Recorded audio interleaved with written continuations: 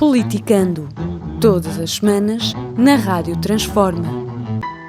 Com Eldad Mário, Lígia Portovedo e José Afonso Ferreira. Moderação de Henrique Prior.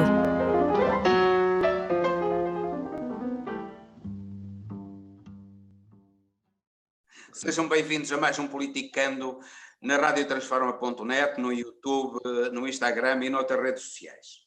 Vamos falar hoje da TAP, do racismo, da demissão da Presidente do Serviço de Estrangeiros e Fronteiras e, por fim, dos ministérios reivindicados ao PSD por André Ventura.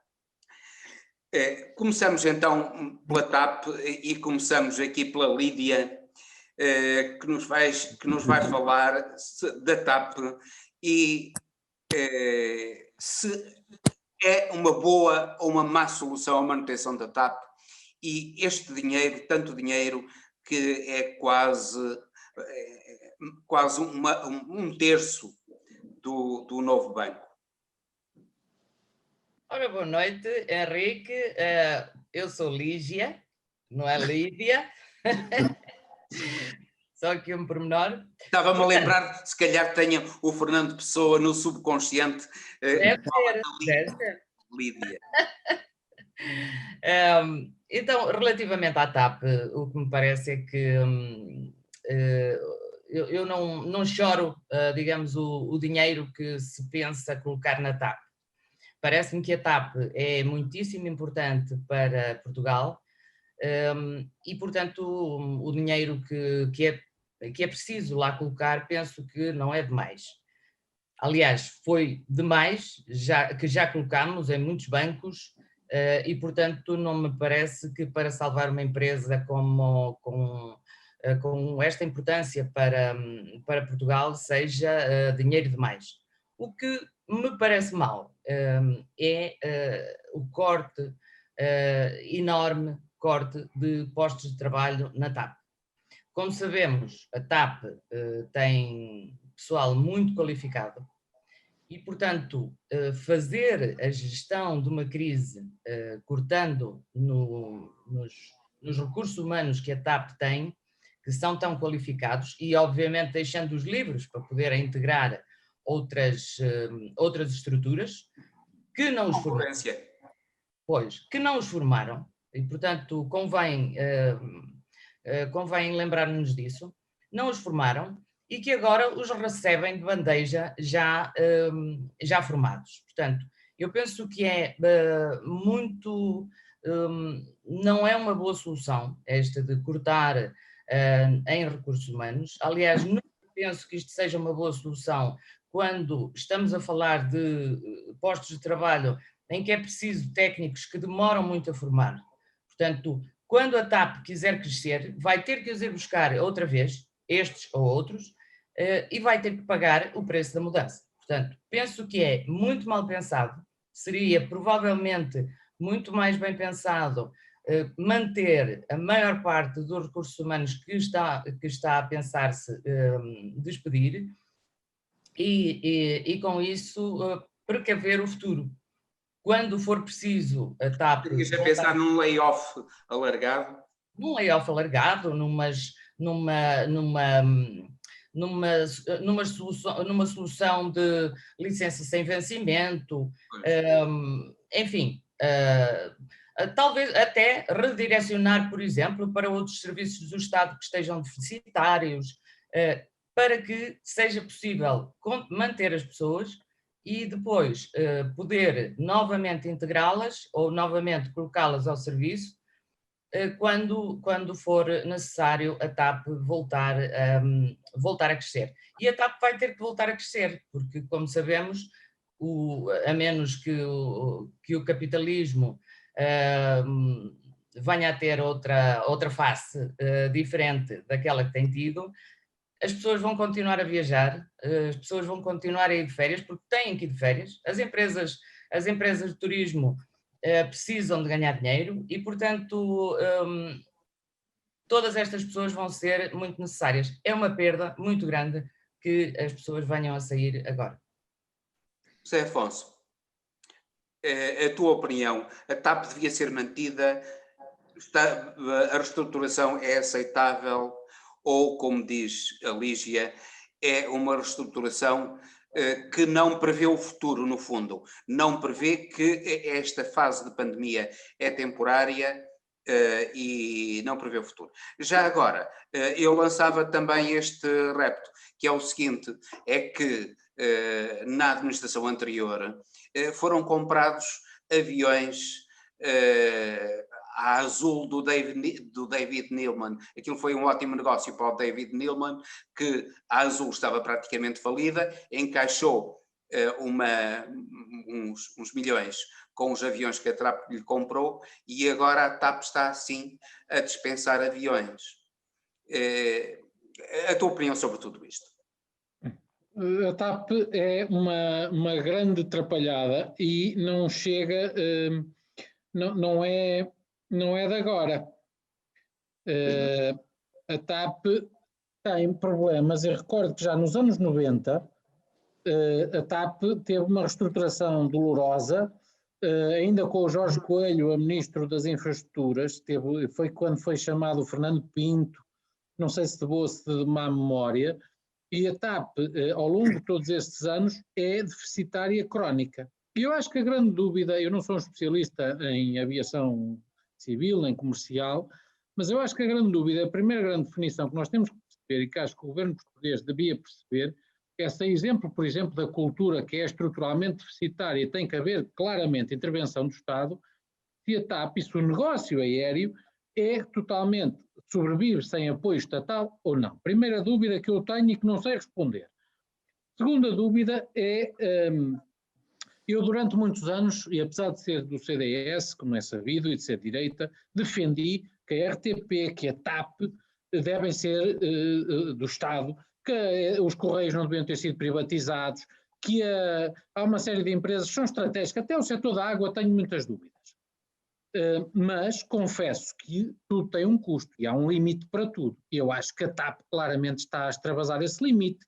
Nós estamos a falar daqui para a frente, mas se nós recordarmos que nos últimos 20 anos, só em 2017 é que apresentou resultados positivos, e se nos recordarmos, por exemplo, ainda o ano passado, e que já foi nacionalizada, já foi privatizada, portanto há aqui um problema que ultrapassa tudo isto, temos que pensar muito bem se faz sentido o país continuar a subsidiar isto desta forma e para quê? E aqui no para quê vem a questão que me parece mais importante, e nomeadamente aqui no Norte, que a Lígia se esqueceu.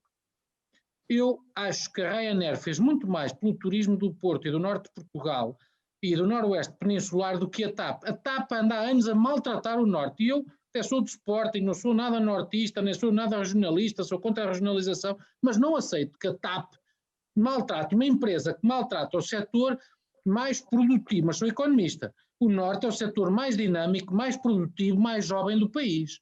E a TAP sistematicamente bateu rotas, portanto é uma empresa mal gerida há muitos anos. E eu com isso não pactuo, nem há empregos, não há vacas sagradas. E para mim, uma linguagem que o Sr. Primeiro-Ministro gosta, que é das vacas, para mim não há vacas sagradas. E a TAP não pode ser uma vaca sagrada. Primeiro, temos que saber se faz sentido continuar a subsidiar, se isto é um negócio estruturalmente deficitário em todas as companhias ou não.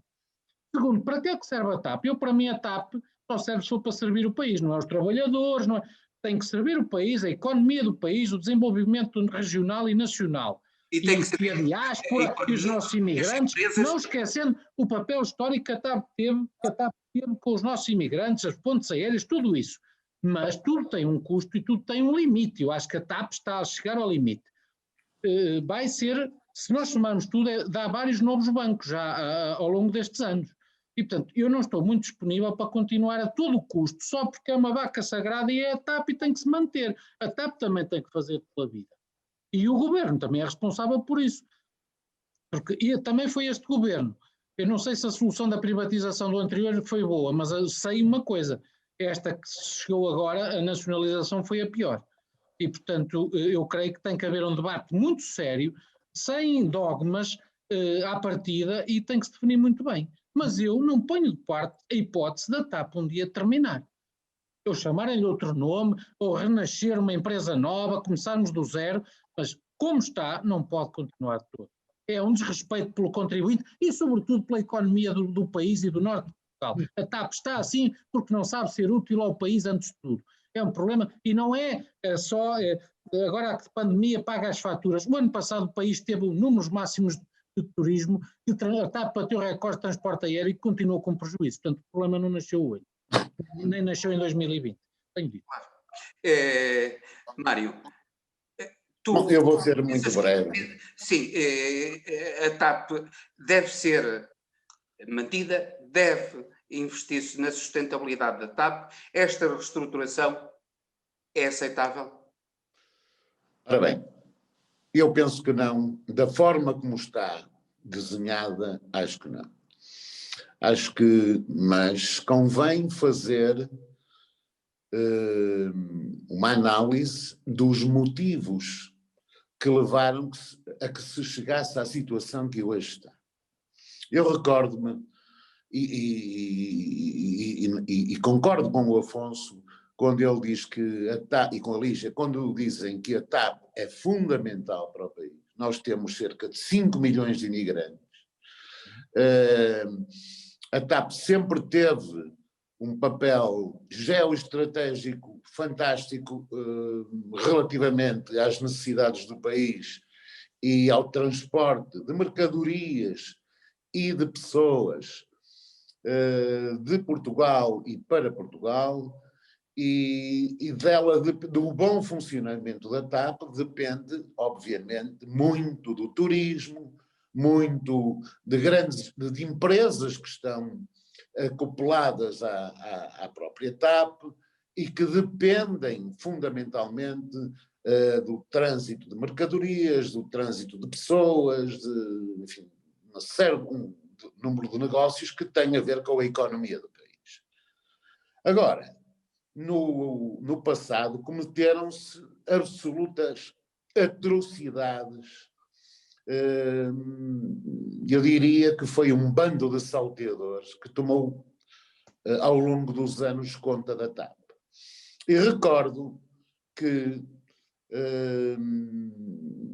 a TAP fez, por exemplo, eu lembro-me da instrumentalização da TAP para salvar outra companhia chamada Azul, como tu focaste, a venda dos terrenos do aeroporto de Lisboa à Vinci, um negócio que nunca foi trazido à luz e que continua pouco transparente, as constantes violações dos acordos da empresa que a TAP tinha, os golpes e as ilegalidades que foram feitas no processo de privatização da TAP, os prémios chorudos que se pagaram às administrações da TAP, mesmo quando a TAP dava imenso prejuízo.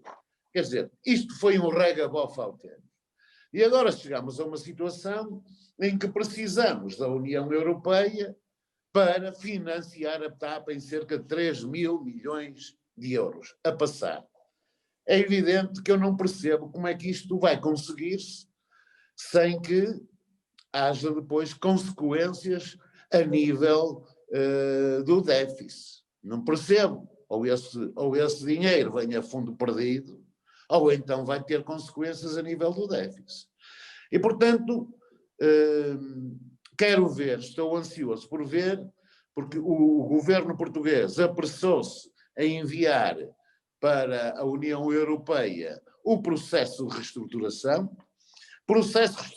esse feito por uma empresa privada, que o governo português aprovou, enviou para Bruxelas.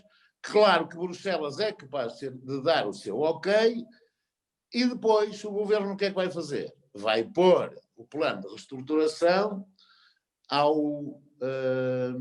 à apreciação da Assembleia da República. Não, por isso assim, o Primeiro-Ministro já negou isso. Sim, pronto, então ainda bem que negou, porque isso era uma coisa absolutamente inconcebível. Portanto, são estes erros todos estes erros ao longo dos anos, que atiraram a TAP para a situação em que está. E é lamentável que, no meio de tudo isto, quem se vai prejudicar são os próprios funcionários da TAP. os pilotos, os copilotos, o pessoal de abastecimento e reparação das aeronaves, ou seja, o pessoal da manutenção, tudo isto era escusado se a TAP tivesse sido gerida como devia ser desde há muitos anos esta parte. Neste momento eu não vejo outra saída para a TAP que não seja esta. Não vejo, sinceramente não vejo. Vamos falar agora então de outro tema que está na ordem do dia, que é a demissão da diretora do Serviço de Estrangeiros e Fronteiras e no fundo, o assassinato, pelo menos há indícios, se queres, indícios fortes de que terá sido assassinado um ucraniano por 3 funcionários do Serviço de Estrangeiros e Fronteiras, isso é extremamente grave. Aliás, está relacionado com outro tema do racismo também, porque há um pouco, se calhar, o racismo e a xenofobia, e isto também terá alguma coisa a ver com a xenofobia. Isso, e outra questão importante, isso é um problema estrutural do Serviço de Estrangeiros e Fronteiras ou é algo de episódico e isolado? José Afonso, o que pensas sobre isto? É mais uma falha de Estado gravíssima. É uma situação que nos envergonha. Eu hoje de manhã comecei o dia a ver uma reportagem, que não deve ter sido inócua, da viúva, a dizer que nem queria ouvir falar de Portugal. Damos com a Ucrânia um Estado também com problemas muito graves. Se fosse um cidadão de outro país, provavelmente as repercussões internacionais tinham sido muito graves, mas isto é inadmissível. É inadmissível que o Estado português não seja capaz permita que um cidadão que vai entrar no aeroporto, criminoso ou não seja o que for, não tenha a sua integridade física salvaguardada por um serviço do Estado e que sejam funcionários públicos, alguns até de elevada categoria e responsabilidade, cometam coisas destas. Portanto, eu como português sinto-me envergonhado. Primeiro aspecto. Segundo aspecto, uma característica comum do Estado português e que ultrapassa este governo, mas que este governo está perito, é a desresponsabilização. E só quando isto atingiu limites, eu aliás gostei de uma piada que vi esta semana sobre o tema, desculpem-me fazer piada com isto, mas infelizmente demorou mais tempo a demitir a diretora do CEF com um cargo de uma irresponsabilidade destas do que ter-se descoberto a vacina do Covid. Portanto, demorou menos tempo a descobrir a vacina do Covid que a senhora ter a umbridade, não que ela tenha sido a culpada, não que a senhora tenha responsabilidade criminal, não é nada disso, mas alguém tem que assumir as responsabilidades políticas e das decisões e da forma como alguém tem que ser responsabilizado. E isto foi encoberto durante muito tempo ao mais alto nível, e é disso que estamos a falar. Eu não creio que aqui esteja em causa um problema de racismo. O racismo é uma questão que eu acho que é à parte, e é uma questão gravíssima também, e contra a qual nós temos que estar todos contra, está a ter muita visibilidade, sobretudo no futebol e no futebol profissional, na alta competição do futebol profissional, e bem que está a chamar a atenção, isso é uma das virtudes do desporto. E o futebol, se calhar, neste momento está-nos a chamar, já o ano passado, a época passada, o Futebol Clube do Porto teve um episódio que deu muito brado aqui em Portugal, agora foi um episódio nas competições europeias, e todos nós temos que ser contra o racismo e em todas as suas dimensões, sejam de cor de pele, sejam outros racismos que também existem, de orientação sexual, sejam de escolhas de vida, nós temos que ser contra todos os tipos de exclusões, chamemos de racismo, e acho que temos que ser uma sociedade inclusiva e não exclusiva. E, portanto, genericamente é isto que eu penso sobre o assunto, é uma falha. Voltando à questão do CEF, e eu acho que tem que chegar ao Ministro, porque tudo isto foi mal demais. Eu estou farto deste Ministro, eu sei que é uma pasta difícil, mas este Ministro é o campeão da desresponsabilização, tudo acontece, nada é que o senhor... Alguém tem que politicamente... E recordo aqui até um excelente exemplo do que estou a falar, e foi o Partido Socialista, que parece que já desaprendeu. Termino com isto. Veja-se o exemplo do que fez Jorge Coelho com a queda da ponte Índice Ribeiro. Não foi ele que foi o engenheiro, mas tirou uma ilação política. Quando caiu a ponte entre os rios, o ministro da tutela, aquilo era tudo tão mau, o ministro da tutela, se calhar era quem tinha menos culpa, mas assumiu a culpa, para dizer que a culpa não pode morrer solteira. E neste caso, não era preciso chegarmos a este ponto, a este extremo de vergonha nacional. É uma vergonha nacional alguém demitir a senhora ou ela dizer que se demitiu depois de ter sido empurrada. Não era preciso esperarmos 9 meses para isto. Tenho dito. Mário, tu achas também que o ministro devia ter-se demitido na sequência deste escândalo, nesta vergonha nacional? Eu acho que sim. Sinceramente, acho que sim. Acho que o ministro se devia ter demitido, porque, como diz o Afonso, e muito bem, aqui não há responsabilidade de natureza penal, como é evidente, mas há responsabilidade de natureza política. E não é concebível que se tenha demorado tanto tempo para resolver um problema que é eminentemente político. Mas, porque aqui há sempre um mas, o que eu acho graça é que as pessoas da direita parecem bastar-se com uma eventual, não, uma já anunciada demissão da senhora diretora do CEF e continuam a exigir uma demissão do próprio ministro, como se isto resolvesse o problema. E o problema não é este, o problema não se resolve assim. Isto é um problema de fundo. E qual é o problema de fundo? É este. O problema de fundo é que estes órgãos de polícia criminal, e eu estou a falar do CEF, de agentes do CEF, da PSP, da GNR, etc., estão a ser invadidos por agentes da extrema-direita. E isto é preciso alertar, porque já não é a primeira vez que houve relatórios, inclusive dos serviços de informação do Estado, a denunciar esta situação. As polícias estão a ser tomadas por elementos perigosos da extrema-direita. Não é por acaso que o deputado André Ventura do Chega apoia o Movimento Zero, que, como sabem, é um movimento de extrema-direita que está enraizado na própria polícia. Portanto, isto não se... Acho ainda por cima inacreditável como é que os partidos políticos, de uma forma geral, não todos, mas de uma forma geral, silenciam as verdadeiras razões do acontecimento com este ucraniano. As verdadeiras razões são aquelas que eu acabei de expor. Essas são as verdadeiras razões, porque não há uma política de recrutamento que seja compatível com os valores que estão consagrados na Constituição e que dizem respeito à cidadania, à democracia, ao Estado de Direito Democrático. Mário, só acrescentar uma coisa, e porque também o Estado tem, além do recrutamento, tem uma remuneração muito baixa para as forças de segurança e uma carreira e todo um quadro que tinha que ser revisto.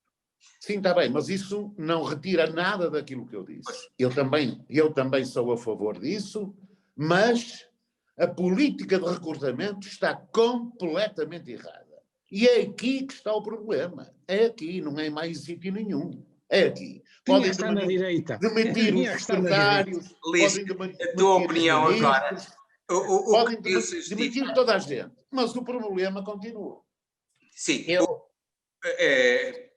A minha opinião sobre este assunto é que, em parte concordo com o Mário, em parte concordo com o Afonso. Na verdade, há aqui um problema de recrutamento para estas forças de segurança. Pronto. O recrutamento é de facto algo que eu estou muitíssimo habituada, que fiz isto mais de 20 anos. E efetivamente nota-se que este perfil que está a ser recrutado para as forças de segurança é um perfil que com muita facilidade parece descompensar, parece ter um comportamento que não é o comportamento esperado. Eu sei que as situações que a polícia, todas as polícias, as situações que todas as polícias costumam enfrentar são situações difíceis, são situações de stress, são situações em que as pessoas têm alguma propensão para se poder descontrolar. Mas, efetivamente, é exatamente nos valores de base que as pessoas têm já da sua formação que é preciso ir agarrar esta força para que não haja descontrole. Portanto, a facilidade com que esta gente, com que muitos polícias, que se nota, porque este já não é o primeiro caso que vemos, não é? A facilidade com que alguns polícias se descontrolam revela que efetivamente não têm as características certas para um tipo de função que os leva muitas vezes a extremos. Portanto, a extremos de stress e, portanto, estão em circunstâncias que são circunstâncias difíceis, são circunstâncias em que têm que ter a cabeça fria, são circunstâncias em que podem inclusive ser desafiados, em que podem ser até ofendidos, etc., e têm que conseguir controlar-se. O autocontrole é uma das capacidades importantes que, para as polícias, devia ser, talvez, até a característica mais importante a escolher. O que acontece? Desculpa? Brevemente, sim. Olha, o que acontece com esta questão do CEF, eu, na verdade, segundo um bocado a posição do Marcelo Rebelo de Sousa, que disse ainda hoje que das duas uma, ou isto é uma prática do sistema, e então estamos muito mal, ou isto é um caso isolado. É claro que isto para já estará, acho eu, a ser tratado como um caso isolado, porque, enfim, é um crime que foi perpetrado por 3 pessoas. Mas para já estará a ser tratado assim. No entanto, nós já sabemos que no passado já tivemos uma série de casos destes, outros casos isolados. E, portanto, isto já nos indicia que há aqui qualquer coisa que é preciso, no próprio sistema, que é preciso verificar. Mas eu penso que não é só o recrutamento. Não é só o recrutamento. De facto, aquilo que diz o Mário, que é a invasão das forças de segurança por elementos da extrema-direita, é gravíssima. É muito grave e pode fazer temer o pior. Se fosse de extrema-esquerda é que era bom. Na esquerda não temos, portanto, como não temos esse perigo, não é? Agora, a questão de que a direita parece contentar-se, como dizia o Mário, com a queda das cabeças, é mais do que óbvia, não é? Portanto, a partir do momento em que se demitiu a diretora, agora, se demitisse o ministro, já estava tudo bem. E não está nada tudo bem. O problema continua e o problema é estrutural. Todo o serviço tem de ser estruturado. Sim, sim. Claro. Estamos já adiantados na hora. Eu gostava de falar do racismo com muita brevidade, o tema do racismo, embora me pareça que o assunto veio à baila agora por causa do futebol. Do futebol. Entre nós já tínhamos tido um problema, não é? Já tínhamos tido um problema com um jogador a sair de campo. Zé Afonso, achas que é um problema que é estrutural às sociedades, é inevitável? a tua opinião sobre isso, muito brevemente. Brevemente, eu já aflorei, portanto, eu acho que antes de tudo tem que ser feita muita pedagogia. E eu tenho a tese de que a história ensina muita coisa. E se há país que não deve nem pode ser racista, somos nós. Um país que desbravou, deu novos mundos ao mundo, como é costume dizer. Um país que tem tanta população a residir noutros países, temos tantos imigrantes. Um país que tem a sua história, um país que há um exemplo que eu gosto muito, o nosso grande prato, o bacalhau, vamos pescá-lo a milhares de quilómetros de águas geladas, é o nosso prato nacional, portanto um país eminentemente do mundo, não pode antes de mais ser racista. Um país que foi dos primeiros a abolir a pena de morte, um país com uma grande tradição cultural, um país que levou o cristianismo por esse mundo fora, não pode agora virar um país racista. E, portanto, Um país que tem países irmãos negros, Angola. Sim, nós somos um pouco, nós que temos tantos mestiços, tantos cruzamentos de portugueses e portuguesas, eu uma vez vi um filme preto e branco do José Carlos Vasconcelos, um realizador que era um filme que recomendo toda a gente ver, que retrata bem isto, que cruza um africano com o negro com o branco, em que o negro, e não, sem qualquer racismo, era o homem culto, e o branco era o branco. E achei isso de uma ironia, e que muitas vezes acontece, e portanto eu achei esse filme, aconselho quando alguém queira ver preto e branco. É um filme que retrata muito bem esta realidade, e acho que nós temos é que fazer muita pedagogia e repressão também. Eu compreendo que em determinados países, mas isto também implica com políticas de integração. Sobretudo nós só podemos acolher quem podemos integrar, a quem podemos dar um projeto de vida.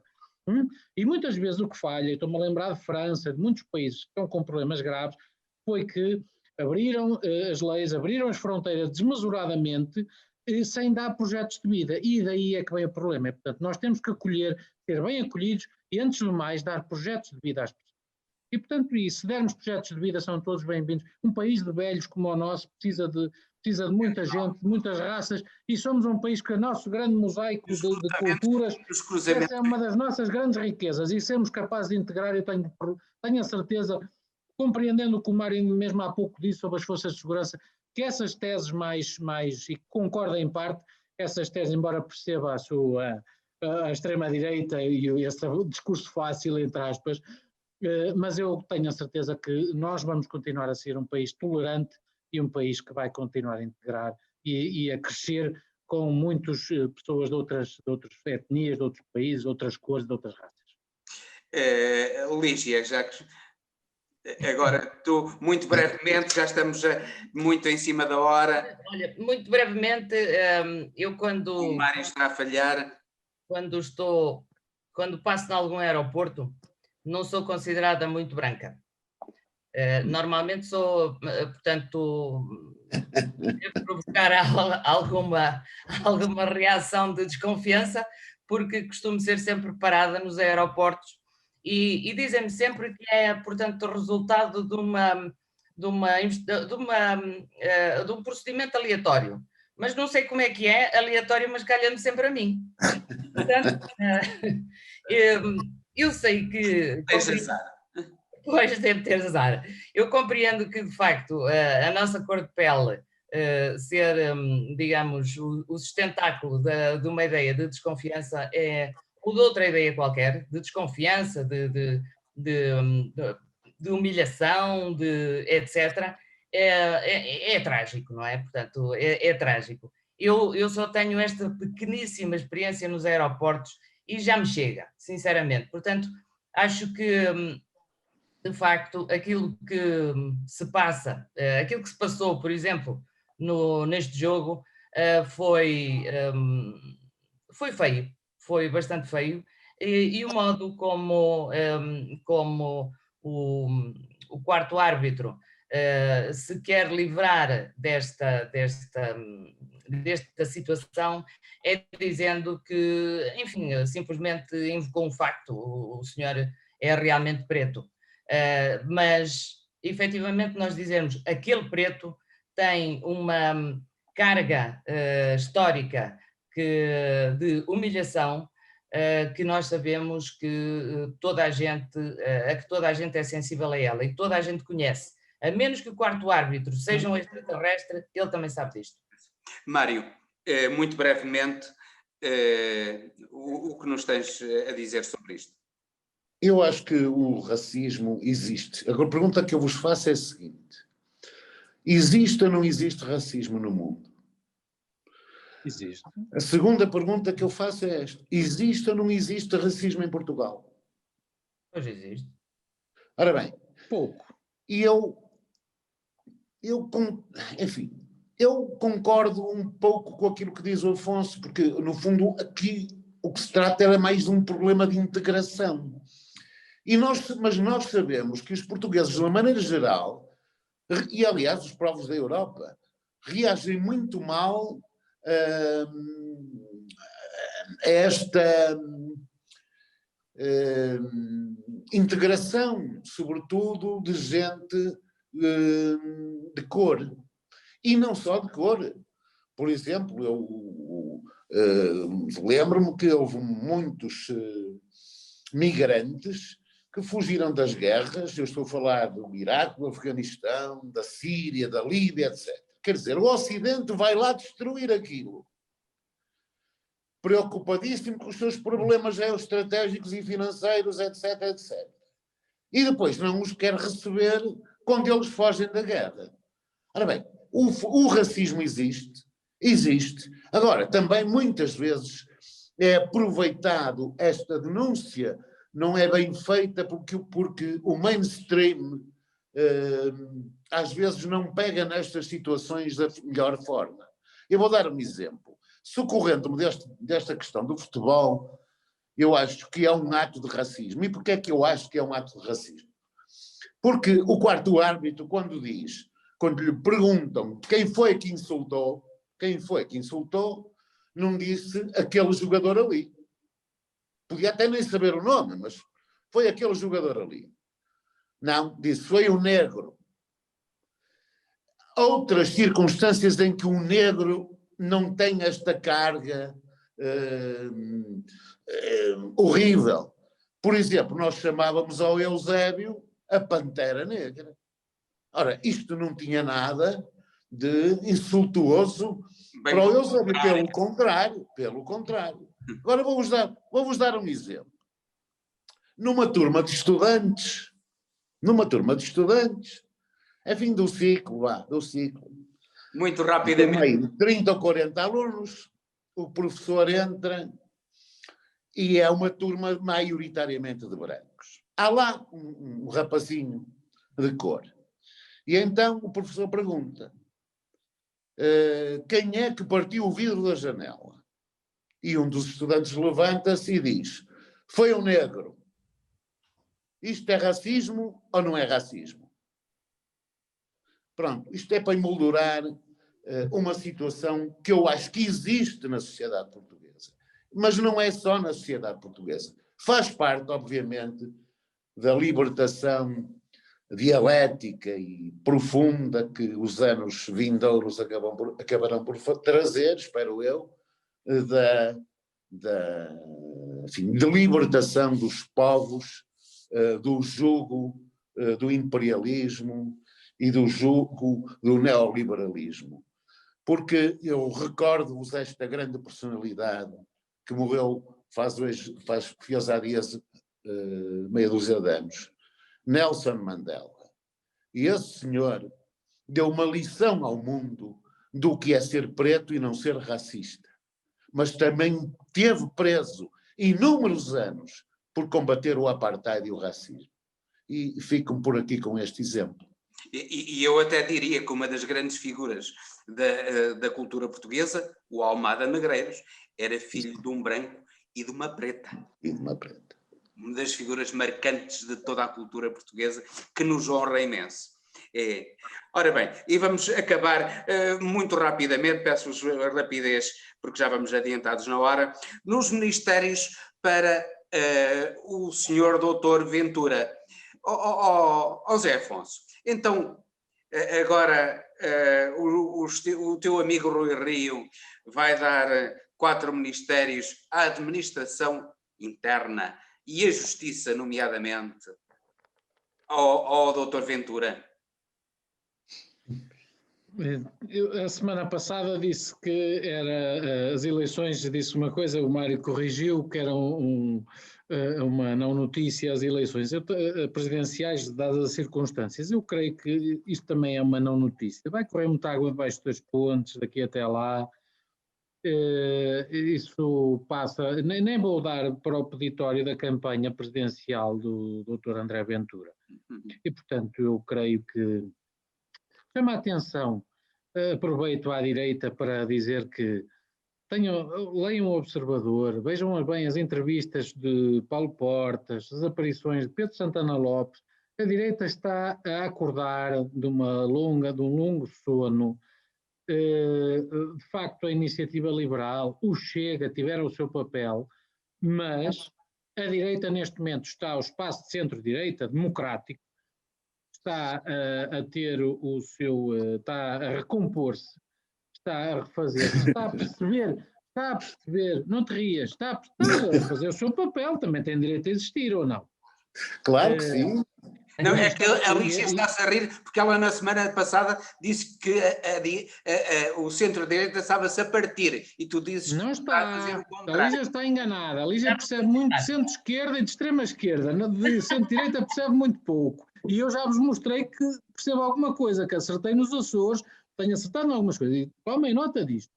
Eu não vou dar para o peditório do Dr. Deve ter Ventura. informação privilegiada. Não tenho. Tenho a mesma que vocês têm. Não dou para o peditório do Dr. Ventura. Espero que o Dr. Ventura faça uma candidatura com a função de presidencial, que seja um bom adversário do professor Marcelo Rebelo de Sousa, que bem merece ter adversários à altura. Eu acho que o mandato dele não esteve à altura, ao contrário do que pensava há 5 anos, quando o apoiei enérgica e convictamente, e não apoiarei nem votarei nele, fica aqui já o registro, e portanto eu espero que o Dr. Ventura agora contribua para um debate sobre a função presidencial importante. Este debate menor não vou contribuir e estaremos muito atentos, eu estarei muito atento e dar-vos-ei as notícias quando achar que são relevantes, mas trago aqui, por exemplo, hoje um aspecto que me parece relevante no espaço do centro-direita, da recomposição de forças que está a haver, dos alinhamentos que estão a haver ao centro-direita, e quando isso chegar, vamos ver quem é que lidera o espaço do centro-direita nessa altura. É preciso ganhar eleições, é preciso cair governo ou não. Há muita coisa que vai acontecer, isso é um fé diverso neste momento. Desculpa, só uma coisa, eu vou-me atrever a fazer um anúncio, um prognóstico meu, um palpite, acho que ainda não disse. Eu tenho a convicção que o Chega será o novo PRD do século XXI. Tivemos no século passado um PRD, que foi assim um fenómeno político emergente e que depois se auto-imolou, e eu acho que o Chega vai ter esse mesmo destino. Mas para já está a cumprir o seu papel. Lígia. Pois, oxalá seja assim. Eu não me parece, continua-me a parecer aquilo que já disse da semana passada, que isto é mais um checkmate a Rui Rio. Portanto, o que na prática Ventura disse é que, olha, sem mim não governas. E depois, comigo, governas dando a maior parte, grande parte dos ministérios, e ministérios que são muitíssimo importantes, ministérios que para o Chega...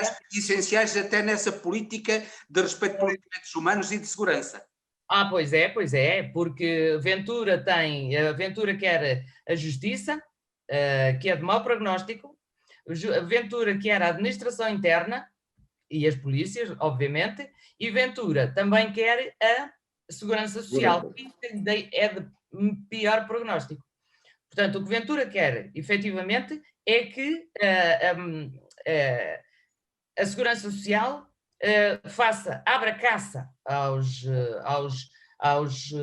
às pessoas que têm um rendimento mínimo e portanto, provavelmente também acabar até com as... Ele ainda não fez as contas, porque essas pessoas com rendimento mínimo só se pagam 82 milhões, enquanto que para o novo banco e para os banqueiros... Mas ele não quer saber disso, não é? Ele quer saber é dos 80 euros que os desgraçados recebem. Se o Ventura tivesse pedido, portanto, o que eu penso que o Ventura está a pedir é para privatizar parte do que é a segurança social e provavelmente, se o Ventura tivesse pedido a saúde, seria evidentemente para acabar com o Serviço Nacional de Saúde, que é o que faz parte do seu programa. Também se tivesse pedido a educação, seria também para acabar com a escola pública. Portanto, sabemos que este é o programa de Ventura, mas o que sabemos principalmente é que ele fez um checkmate a Rui Rio. Talvez seja Rui Rio, ou talvez seja o PSD, que vá protagonizar o desaparecimento que o Afonso estava a falar. Idêntico ao do... Mário, tu achas que é uma espécie de cometa ou de estrela cadente, digamos assim, um epifenómeno, o caso do Ventura, e que esta exigência tem de ser levada muito a sério? Não, penso que não é o epifenómeno. Quer dizer, surge como epifenómeno, mas tem condições para ter alguma importância. E uma importância perigosa. Se o sistema falhar, assim, como o Partido Comunista, não, quanto pior, melhor. Assim como aconteceu com o Vox em Espanha, é natural que os saudosistas de direita e extrema-direita em Portugal se reconfigurem ou se revejam num partido de extrema-direita como o Chega e que podem causar alguns distúrbios e muito preocupantes. O que verdadeiramente me preocupa não é o Chega, para já. Não é o Chega. O que me preocupa é ver um partido democrático, da direita democrática, como o PSD, está completamente dependente do Chega, como esteve nos Açores, mas também como pode estar aqui em Portugal.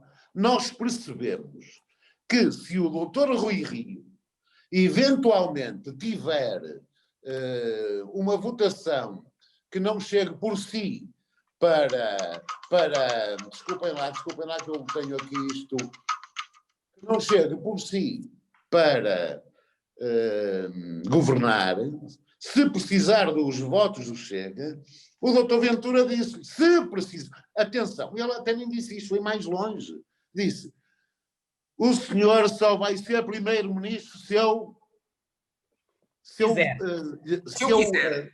quiser. Pois. É o que ele disse. E, portanto, já foi escolhendo os seus, digamos, lugares de intervenção, a sua contrapartida, já foi escolhendo. A parte eu do ainda golpe, não vi. a parte eu ainda do não golpe vi. eu entendo que lhe deve caber. E eu ainda não vi o doutor Rui Rio a dizer, não, senhor, está enganado. Se eu precisar de si, não vai levar ministério nenhum. Ainda não vi. Pois não pode. Ora, pois claro, mas eu já disse, Esperamos e volto então a dizer. que o doutor Rui Rio diga alguma coisa sobre isso. Mas isto vai acabar numa grande zanga entre o doutor Rui Rio e o doutor Ventura, não tarda nada. Pronto, estamos então no fim. Agradeço a vossa colaboração e despeço-me com amizade. Até ao próximo Politicando, pedindo a todos que partilhem este programa, que subscrevam o programa no YouTube, coloquem gostos e que o debatam também, que é muito importante, e que deem um retorno, deem também, pois a Lígia, o Mário e o Afonso deram as opiniões deles, que deem vocês também, nossos espectadores, as vossas opiniões na página, nomeadamente na página do Facebook e noutras páginas, nomeadamente no Instagram. Até ao próximo Politicando, então.